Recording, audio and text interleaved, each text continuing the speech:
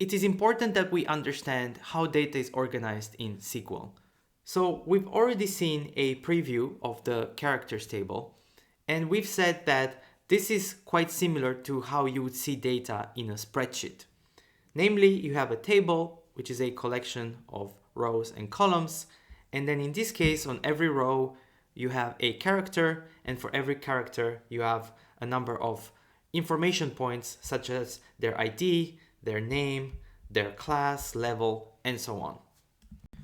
The first fundamental difference with a spreadsheet is that if I want to have some data in a spreadsheet, I can just open a new one and insert some data in here, right? So ID, level, name, and so on. And then I could say that I have a character ID 1 who is level 10 and his name is Gandalf. And this looks like the data I have in SQL. And I could add some more data as well. A new character, ID 2, level 5, and the name is Frodo. Now I will save this spreadsheet, and then some days later, someone else comes in, let's say a colleague, and they want to add some new data, and they say, oh, ID is unknown, level is 20.3, and the name here. And then I also want to show their class, so I will just add another column here and call this mage.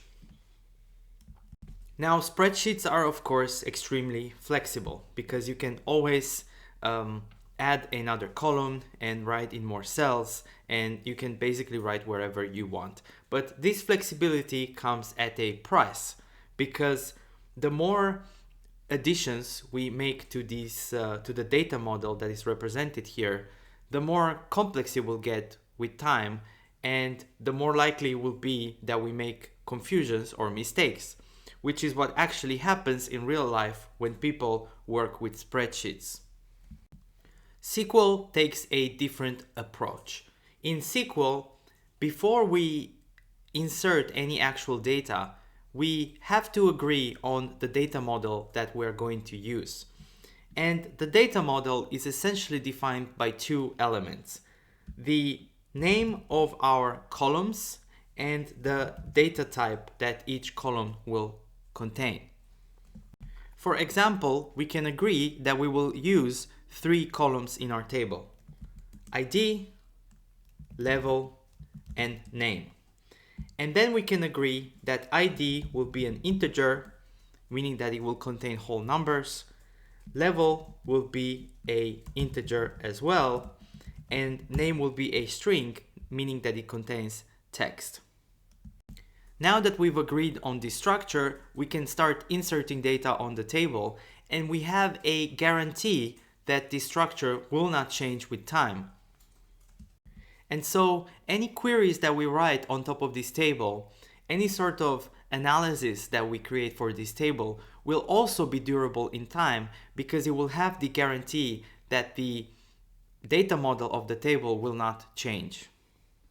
And then if someone else comes in and wants to insert this row, they will actually not be allowed to.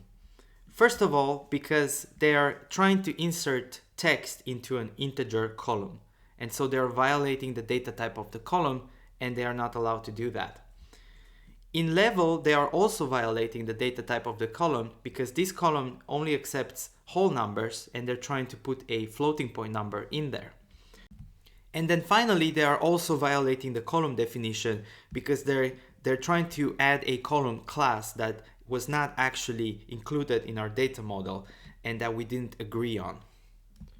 So the most important difference between spreadsheets and SQL is that for each SQL table, you have a schema, and as we've seen before, the schema defines exactly which columns our table has and what is the data type of each column.